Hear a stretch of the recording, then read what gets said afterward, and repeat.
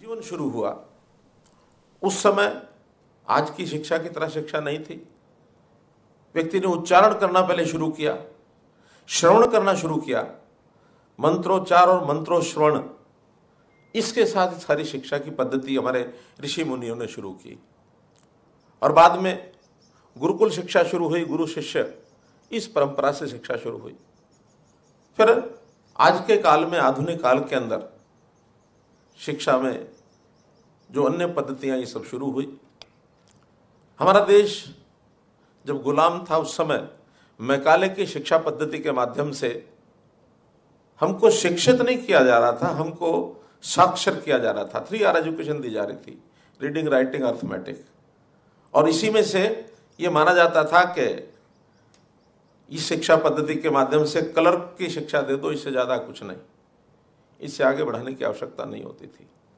लेकिन देश को स्वतंत्र हुए 75 साल हो गए हैं, तो हमको विचार करना ही होगा कि शिक्षा का हेतु मात्र इतना नहीं है। शिक्षा के स्टेक होल्डर्स में शिक्षा है, शिक्षक है, शिक्षार्थी है, शिक्षण है,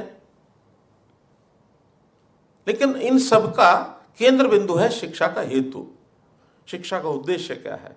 हम अपने नागरिक को कहां ले जाना चाहते हैं, कहां पहुंचाना चाहते हैं।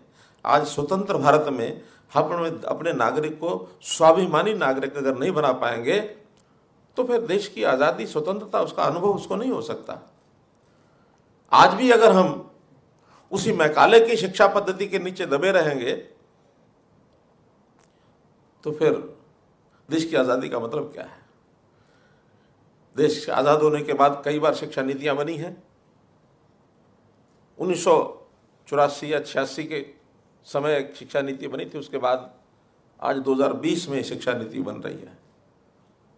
लेकिन इस समय विचारों के परिवर्तन करने वाले ऐसे श्रेष्ठ पुरुष सामने आए हैं जिन्होंने एक दिशा दे करके हमारी शिक्षा कैसे ही हो इसकी ओर आगे बढ़ाया है। केवल साक्षरता ही नहीं, तो इस शिक्षा के साथ राष्ट्रीयता है, नैतिकता है, ठीक है, संस्कार भी है, रोजगार भी चाहिए। आखिर शिक्षा का हेतु रोजगार भी है, उसके लिए टेक्नोलॉजी भी चाहिए, ये सब चीजें चाहिए।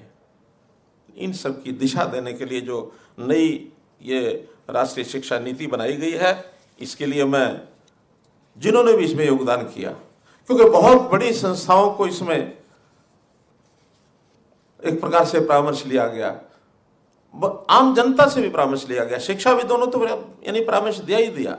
और लगातार कई वर्षों के इस अभ्यास के बाद ये जो हमारी शिक्षा नीति बनी है, 2 लाख लोगों से भी इसका एक प्रकार से परामर्श लेने के बाद इस शिक्षा नीति को आगे बढ़ाया गया। हमारे यहाँ शिक्षा के कई आयोग बने हुए हैं, यानी 4 आयोग जिनकी जानकारी मुझे है, विश्वविद्यालय शिक्षा आयोग, माध्यमिक शिक्षा आयोग, शिक्षा आयोग, राष्ट्रीय ज्ञान आयोग, 4 आयोग बने हुए हैं। सब मिलकर के अभी तक जो हमको प्राप्त करना चाहिए था उसको प्राप्त नहीं कर पाए हैं। अब इस नई राष्ट्रीय शिक्षा नीति के अंदर जिन चीजों को मिलाया है, जिसका एक लक्ष्य रखा है कि हमारे देश की संपूर्ण लौकिक और पारमार्थिक शिक्षा हमारे हाथों में हो और ये शिक्षा हमारी राष्ट्रीय आवश्यकताओं के अनुरूप हो, जहां तक संभव हो सके राष्ट्रीय पद्धति से ये शिक्षा दी जानी चाहिए। ये स्वामी विवेकानंद ने कहा है।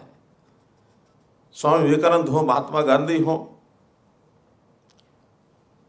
पंडित मदन मोहन मालवीय हो या दीनदयाल उपाध्याय हो, सब लोगों ने शिक्षा के नाते से एक स्वावलंबी नागरिक इसकी कल्पना की है। आज कितनी विचित्र स्थितियां हैं।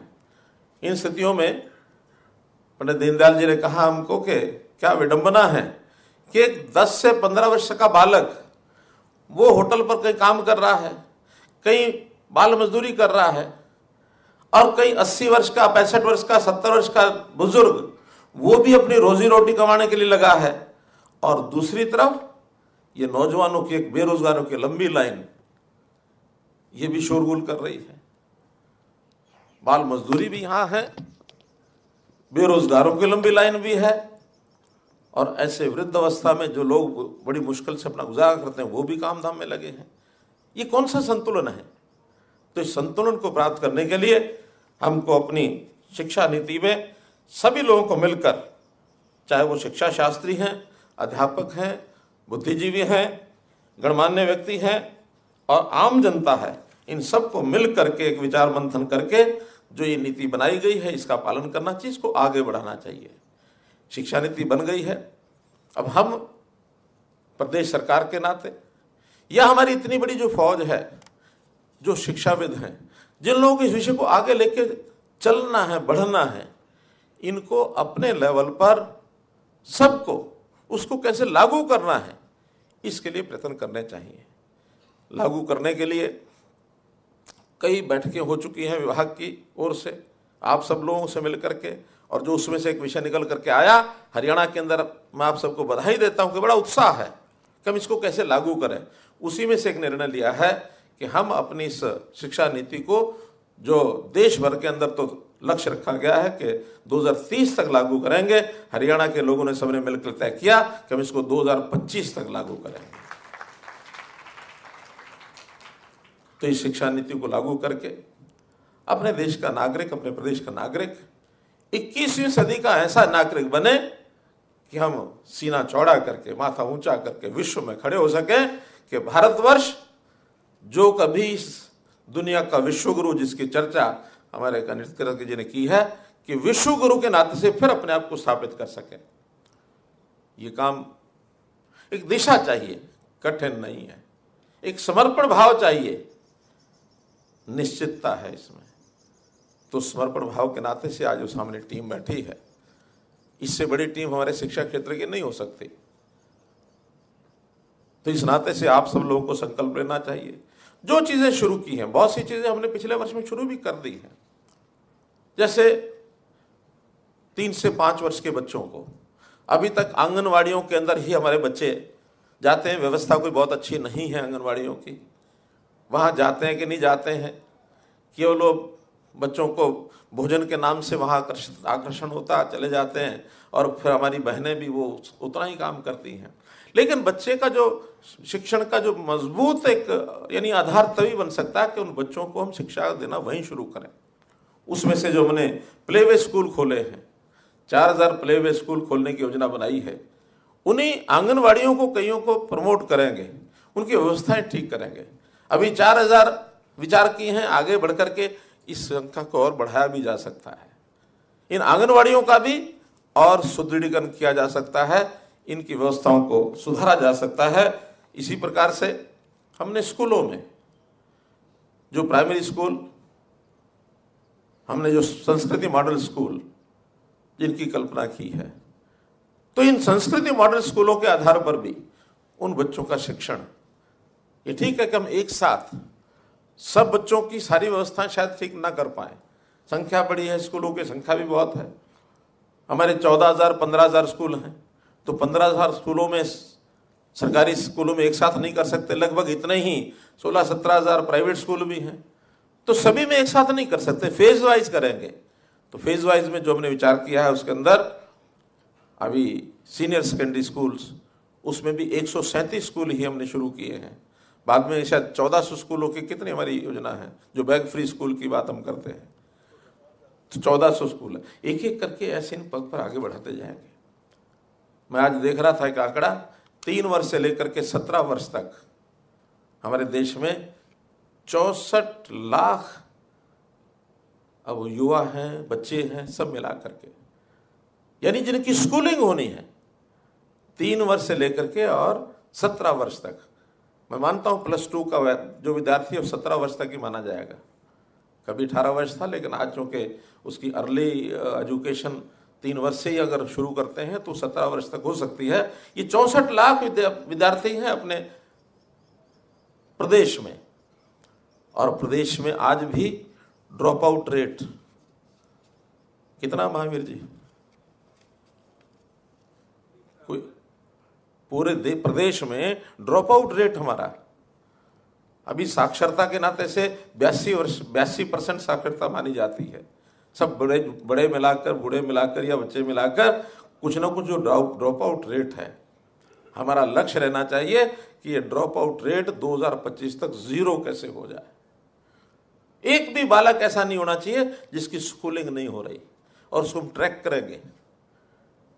ऐसा नहीं कि कोई हमें बताएगा और तब जाके ध्यान में आएगा। हमने इसका एक सिस्टम बनाया है। परिवार पहचान पत्र इस नाम से एक कार्यक्रम चलाया है। सब परिवारों का रजिस्ट्रेशन, उन परिवारों के अंदर हर सदस्य का रजिस्ट्रेशन, और हर सदस्य वो अपनी क्षमता के हिसाब से अपने जो एंगेजमेंट है उसकी क्या है, उसकी व्यस्तता क्या है, क्या वो स्कूल में पढ़ रहा है, क्या वो कॉलेज में पढ़ रहा है, क्या व्यवसाय कर रहा है, या रिटायर हो गया है, रिटायर्ड लाइफ व्यतीत कर रहा है या नहीं। हमारे 3 वर्ष से लेकर और 17 वर्ष तक की आयु के जो बच्चे हैं, स्कूल के अलावा वो बाहर कहीं हैं तो क्यों हैं, हर प्रकार की उनकी पढ़ाई की व्यवस्था ये हम करेंगे, और एक एक विद्यार्थी को यानी ट्रैक करेंगे, जिसमें से हम जीरो ड्रॉप आउट इस स्थिति को हम ला सकें। इसकी ओर हमारा एक सिस्टम ये हमको बना करके चलना है। स्कूलों में, कॉलेजेस में हमने संख्या की कमी नहीं छोड़ी। क्लस्टर सिस्टम हो या प्राइमरी स्कूल हो, हर 2 किलोमीटर के 3 किलोमीटर के अंदर एक स्कूल है, और आवश्यकता हो तो और भी खोले जा सकते हैं, लेकिन वहां पढ़ने वाले विद्यार्थियों की आवश्यकता। पिछले दिनों में साहब हमने लगाया कि 700 विद्यालय तो ऐसे हैं जब बच्चों की संख्या बहुत कम है, 10, 15, 18, 20। ये भी नहीं चाहिए, उससे भी जितनी उसकी उपयोगिता उन विद्यालयों की होनी चाहिए उतनी होती नहीं है। उन छोटे विद्यालयों को अगर नजदीक कहीं स्कूल नहीं मिलेगा तो उनकी ट्रांसपोर्टेशन की व्यवस्था ये हम करेंगे, लेकिन हर विद्यार्थी को स्कूल में भेजने का काम हम करेंगे, और उनका, विद्यालयों का, शिक्षकों का पूरा उपयोग ये भी होना चाहिए। तो इस नाते से सारी व्यवस्थाएं जो भी नई शिक्षा के नाते से हमारे जो प्रयास हैं वो हम कर रहे हैं। नई योजना में जो जो चीज़ें समय समय पर सामने आएंगी उनको हम लागू करेंगे। विद्यालयों में विज्ञान और गणित इसकी शिक्षा को बढ़ावा दिया जाए, इसके लिए महाविद्यालयों का भी मैंने विचार किया, विद्यालयों का भी विचार किया कि जितने अब नए स्कूल हैं उनके अंदर अगर उनको प्रमोट करना है तो वहाँ गणित की और विज्ञान की शिक्षाएं ज़रूर हों, क्योंकि आखिर पढ़ाई के अंदर हर विषय वैसे महत्वपूर्ण है, लेकिन आज के टेक्नोलॉजी के ज़माने में विज्ञान की आवश्यकता भी पर्याप्त है। अभी हमारे जो शिक्षा का स्तर है उसको और अधिक बढ़ावे की आवश्यकता है। हरियाणा का युवा खेलों में तो निपुण है, ओलंपिक में भी इस बार देश भर के 107 या 8 प्रतिभागी जो गए उसमें से 31 प्रतिभागी केवल हरियाणा से हैं। खेलों में हम बहुत आगे हैं, आबादी हमारी सिर्फ 2% है और खेल प्रतिभागिता हमारी 25-26% हो गई है। लेकिन ऐसे ही शिक्षा में हमको बहुत आगे बढ़ना है। इसमें हमारे से कई प्रदेश और भी आगे हैं, उनका भी हमको ध्यान करना है। इसमें जो महिला शिक्षा है, इसमें भी उच्चतर शिक्षा के अंदर अभी लड़कियों की जो संख्या है वो 32% है, जो कि हम आने वाले समय में सुनिश्चित करेंगे उच्चतर शिक्षा में भी महिलाओं की शिक्षा, लड़कियों की शिक्षा ये 50% होनी चाहिए। बराबर की भागीदारी, आखिर शिक्षा में तो कम ज़्यादा का कोई विषय नहीं होना चाहिए। जितने समाज के लोग हैं सबके सब आगे बढ़े। स्कूल शिक्षा में तो पर्याप्त है, क्योंकि स्कूल शिक्षा अब सब पढ़ते हैं, कोई ड्रॉप आउट नहीं है। लेकिन उच्चतर शिक्षा में लड़कियां स्कूल को पढ़ने के बाद कॉलेज की पढ़ाई में या उच्चतर जो हमारी टेक्निकल एजुकेशन है, मेडिकल एजुकेशन है, उसके अंदर कम जा रही हैं। इनकी संख्या बढ़े, इस ओर भी हमको पूरा ध्यान देना चाहिए। कौशल विकास, इसकी ओर पर भी हमने पूरा ध्यान दिया है। हरियाणा में हमारा जो कौशल विश्वविद्यालय, एकमात्र कौशल विश्वविद्यालय इस नाते से हरियाणा के अंदर स्थापित हुआ है, शायद और कहीं देश में नहीं है। क्यों नेहरू जी? और है कहीं बना है? दिल्ली में बना है अभी। तो फिर भी कौशल विश्वविद्यालय होना बहुत आवश्यक है, क्योंकि आज केवल शिक्षा और शिक्षा के बाद उसमें उसका कौशल अगर किसी नागरिक का नहीं वर्धन होता है तो उसको आगे अपने रोजगार को बढ़ाने में, अपने अपनी व्यस्तता को आगे बढ़ाने के अंदर बहुत कठिनाई आती है। एकेडमिक कोर्सेज करने के बाद शिक्षा क्षेत्र में तो कुछ लोग जा सकते हैं, सब लोग नहीं जा सकते, लेकिन सबको अपना जीवन यापन करने के लिए कौशल की बहुत आवश्यकता है। आज तो सामान्य दैनंदिन जीवन में भी, चाहे छोटा काम हो बड़ा काम हो, कौशल के विकास की चीजें चाहिए। यानी व्यक्ति एक अच्छा हेयर कटर अगर बनना है तो भी उसको कौशल की आवश्यकता है। पुराना जमाना चला गया कि कोई भी अपना कैंची और वो लेकर के बैठ जाएगा कहीं भी और बाल काट लेगा और सब कटवा लेंगे, ऐसा नहीं। आज हर किसी को अच्छे सैलून की आवश्यकता होती है, अच्छी उसको ब्यूटी पार्लर की आवश्यकता होती है। तो इन चीजों के लिए एक अच्छा कुक, उसको भी स्किलिंग की जरूरत है। एक अच्छा पीएन कैसे बने, उसको भी स्कूल सर्टिफिकेट की कोर्स की जरूरत होगी। वहां भी उसको कुछ ना कुछ भाषा का भी ज्ञान ठीक से हो, ठीक से वो समझ सके, ठीक से अपना काम कर सके। तो छोटे छोटे ऐसे 800 से ऊपर कोर्सेज ऐसे हैं जो हमारे स्किल डिपार्टमेंट ने तैयार किए हैं कि जिनकी शिक्षा दी जा सकती है। और इसमें मैं हमारे राज नेहरू जी को बधाई देता हूं कि इन्होंने बहुत से MOUs करके और प्राइवेट इंडस्ट्री के साथ भी किए, संस्थाओं कॉर्पोरेट जगत के साथ किए, अपने कॉलेजेस के साथ किए हैं। और सब शिक्षण संस्थाएं जितनी भी हैं उनमें इतने सेंटर जो बनाए हैं, लगभग 75,000 नौजवानों को स्किलिंग के कोर्स कराए जाए, यानी सर्टिफिकेट कोर्स से लेकर के और पोस्ट ग्रेजुएट तक, इस प्रकार की जो व्यवस्था की है। इसके लिए हमारा जो स्किल डिपार्टमेंट है और जो हमारा स्किल डेवलपमेंट मिशन है, हमने केंद्र की तर्ज पर नेशनल स्किल डेवलपमेंट मिशन ये भी बनाया है। तो इसके आधार पर भी हम अपने नौजवानों को जो शिक्षा दे रहे हैं और उसके साथ साथ उनको आगे बढ़ा रहे हैं, इस पर भी हमने हमारे चाहे प्राथमिक से स्कूलों की संख्या हो, चाहे हमारे कॉलेजेस हो, चाहे टेक्निकल एजुकेशन हो, सब लोग इसमें आगे बढ़ रहे हैं और भी आवश्यकता बहुत है। तो इसलिए एक हमने जो व्यवस्था शुरू की, पासपोर्ट सहायता व्यवस्था, यानी कॉलेज में पढ़ने वाले विद्यार्थी को पासपोर्ट दे करके भेजेंगे ताकि उसके सामने अगर उसमें देश के बाद दुनिया में कहीं जाना भी है तो एक उसके पास डॉक्यूमेंट रहना चाहिए कि उसका मन अगर होता कि मुझे विदेश में भी जाना है, जा करके कुछ देखना है, सीखना है, काम करना है। तो ये व्यवस्था भी हमने कॉलेजेस में शुरू की है। फ्री पासपोर्ट देने की बात ये हमने की है। सुपर 100 की बात ये बताई है। तो कुल मिलाकर के शिक्षा के क्षेत्र में, विद्या के क्षेत्र के अंदर जीवन का जो सुख है, जो मैंने प्रारंभ में कहा, एक श्लोक गीता में आता है कि विद्या ददाति विनयम, विद्या विनय देती है। विद्या ददाति विनयम, विनयाद याति पात्रताम, और विनय से पात्रता आती है व्यक्ति में, उसकी योग्यता बढ़ती है। इसी प्रकार पात्रत्वात् धनमापनोति, के पात्रता से धन आता है। आप पात्र बनेंगे तो धन प्राप्त होगा। और फिर धनात् धर्म तथा सुखम, के धन से धर्म होता है और धर्म से सुख प्राप्त होता है। तो व्यक्ति को अगर सुख प्राप्त करना है तो प्रारंभ कहां से करना पड़ेगा? विद्या से। विद्या से प्रारंभ करेंगे तो अंतिम सुख ये व्यक्ति को मिलता है, उसके मन की जो भूख है वो मिटती है। तो इसलिए शिक्षा क्षेत्र के अंदर हम आगे बढ़ने की जो हमारी कल्पना है, योजना है, उसको विद्यार्थियों को, हमको खास करके मैं यूनिवर्सिटी के जो विद्यार्थी हैं, कॉलेज के विद्यार्थी हैं, उनके लिए एक और आप लोगों से मैं निवेदन करूंगा कि उनको समाज के साथ जोड़ने का भी, इसका भी अभ्यास बनाना चाहिए। पर्यावरण के साथ जोड़ने का ये काम भी हमने शुरू किया। हमारी स्कूली शिक्षा में विद्यार्थियों को कहा है कि आज पर्यावरण के नाते कोविड का जो हमने दौर देखा है, ऑक्सीजन का संकट कैसे पड़ा। ऑक्सीजन का संकट इसीलिए है कि वायुमंडल में, वातावरण में ऑक्सीजन की जो कमी है उसके कारण से हमारे शरीर पर जो प्रभाव पड़ा, उसको ठीक करने के लिए हमने स्कूली विद्यार्थियों को कहा है कि हर विद्यार्थी एक पौधा लगाए। पौधगिरी के कार्यक्रम में हमने 20 लाख विद्यार्थियों को पौधा लगाने के लिए कहा।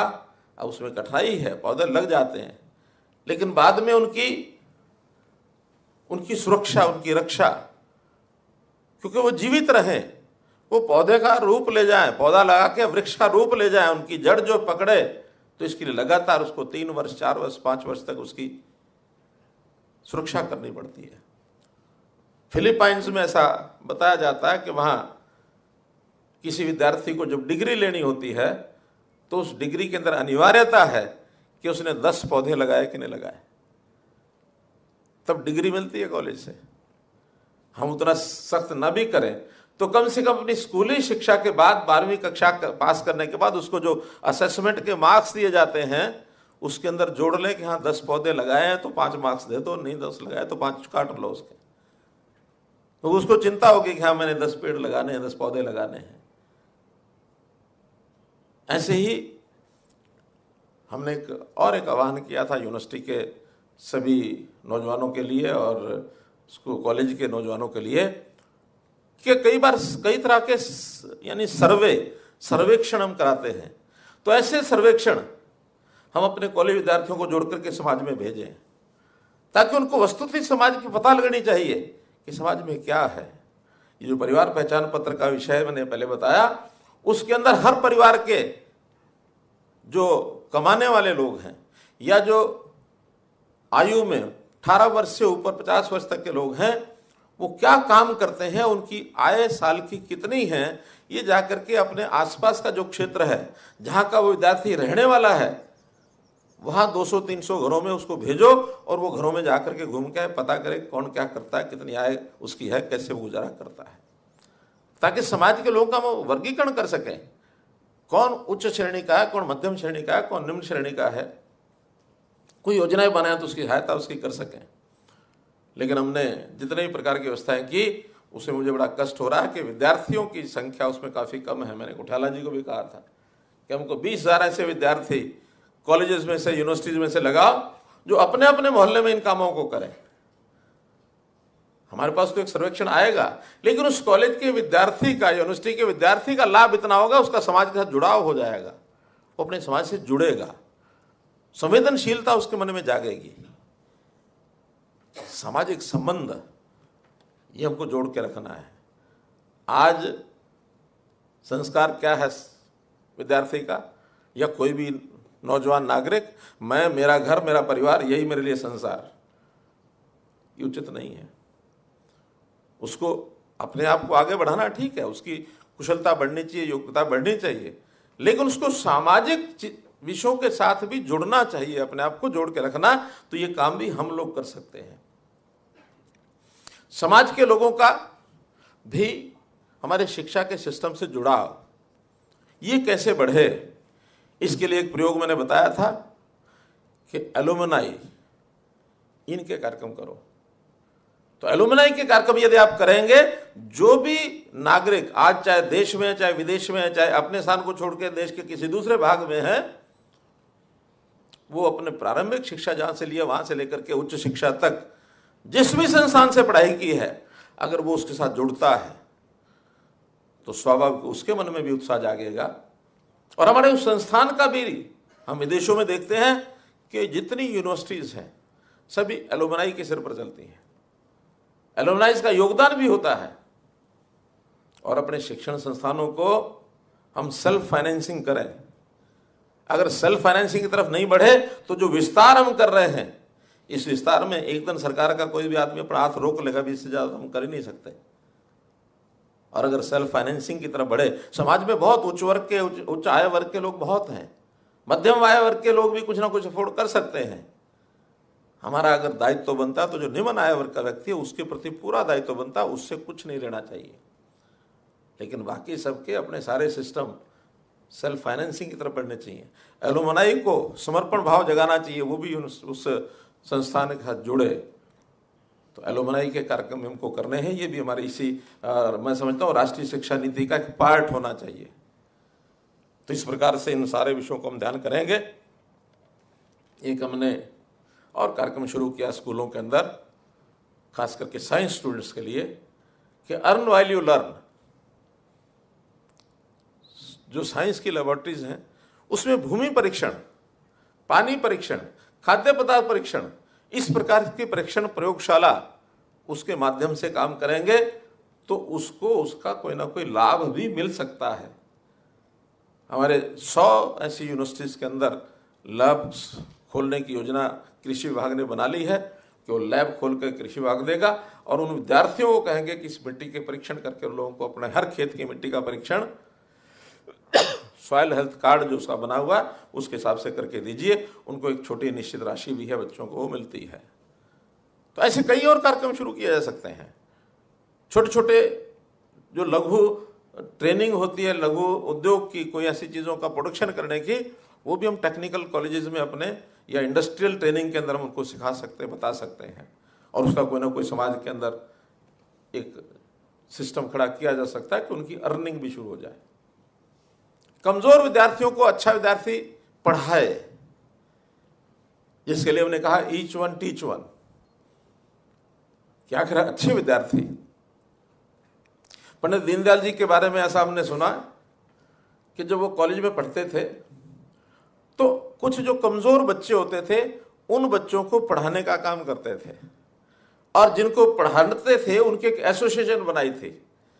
उस एसोसिएशन में निश्चित जो कमजोर बच्चे हैं वही सदस्य बन सकते थे, और उस एसोसिएशन का नाम था जीरो एसोसिएशन।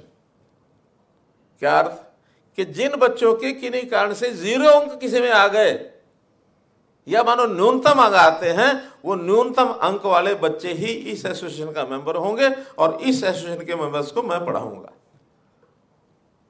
तो एक चैलेंज ऐसा भी, जो अच्छे पढ़ने वाले बच्चे हैं कमजोर बच्चों को पढ़ाने के लिए, वो चाहे स्कूल के हो चाहे कॉलेज के हो, एक विशेष ध्यान देने का भी बहुत सी योजनाएं हमारी बनी है आज की शिक्षा नीति में। जैसे सक्षम का एक कार्यक्रम बताया, या और भी इस प्रकार के जो योजनाएं बताई हैं, कई MOUs हुए हैं, उनके माध्यम से हम सारा ध्यान कर रहे हैं।